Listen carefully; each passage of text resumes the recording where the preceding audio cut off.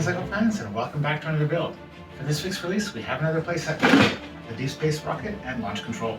This is kit number 60228, it's 837 pieces, and I'm looking forward to this one because this is my third one in the series and I definitely found the other two to be great playsets. And I see no reason to believe that this one wouldn't be the same. In addition to having a few little pieces in there that look pretty interesting and definitely want to reuse for the future. So let's get this thing unboxed so I can get this thing built and we can all have a closer look at it.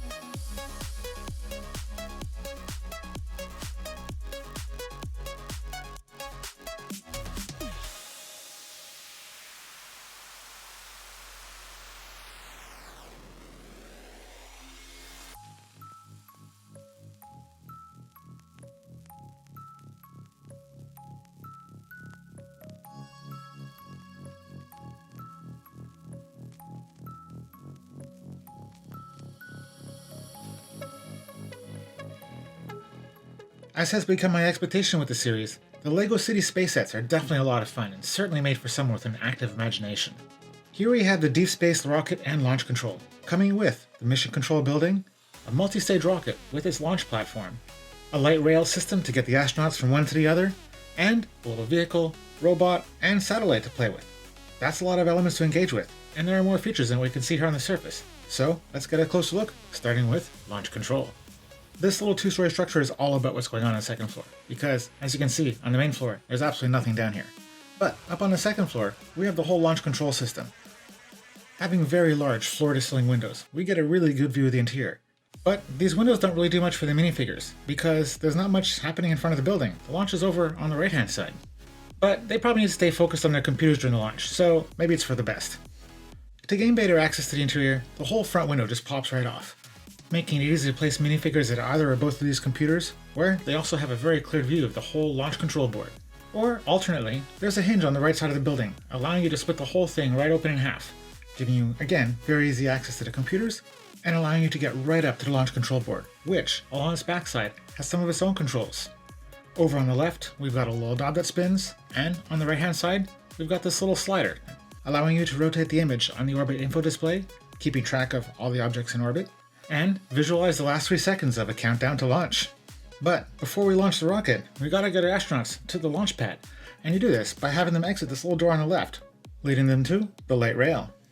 With room for 2 passengers, this tiny little train slides beautifully on the tracks. As you can see, a slight little push sends it all the way down to the end. That's of course only if you leave the little gate open, otherwise they'll have to walk the last little bit on their own. As to the rocket, seen here standing on the launch platform, at about 47 centimeters or just over 18 inches tall, it has a few interior scenes of its own. Starting at the bottom, we've got this large cargo hold, currently empty. Moving a little bit higher up, we've got a smaller cargo hold. This one containing a little satellite that's all set to be put into orbit. And all the way on top, at the nose of the ship, we've got the astronaut's capsule, with seating for one, and the only zone with any life support. Now it's time to take off, where we can see that the landing platform has some animation of its own, with these support struts on either side, which fall to the side as soon as you lift off the rocket, which is pretty great. As I mentioned earlier, this is a multi-stage rocket, so as you take off, you can separate the two boosters and either have them go crashing down to the ocean, or maybe like the new Falcon rockets, you can land them successfully. And of course, once you get further up, you have these other components you can separate. All this making for a lot of playtime action as you make your way into orbit. And now we come to this little vehicle, which has a spot in the front where one minifigure can have a seat in front of the control panel, a multi-hinged arm with a little claw on the end that maintains a light grip on whatever's in its pinchers due to the elastic that keeps it firmly closed. And 4 caster wheels, making this a very maneuverable vehicle. As you can see here, has no problem maneuvering into position, picking up this little geode, placing it in its little collection area where it can then roll off to its next task. Then we have this little 4-wheeled robot with 2 little arms, a standard little face that we've seen in other robots from the LEGO City Space series, and a pair of tools on the back because it's a handy little robot and it wants to be useful. And then it has this little transparent red piece, firmly gripped in its claw, which I believe it's supposed to go over this other patterned piece to display something specific, but I'm not 100% certain this is the actual purpose, so I could be wrong. Feel free to correct me in the comments below. And for our final piece of space equipment, we have the little satellite. Seen here with its little solar panels extended so it can stay well powered. And if you look through the center of it, it also has a little magnifying glass in there. If I had to guess, I would say this is a telescope, exploring the deep reaches of space.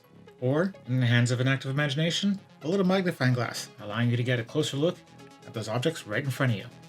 And now to the minifigures, where we have 6 characters to play with.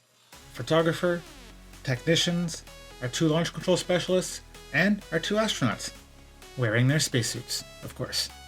Put all these elements together, and as I said earlier, you have a great playset that offers a lot of options, a lot of possibilities for the active imagination to go on countless adventures, and that's really pretty great.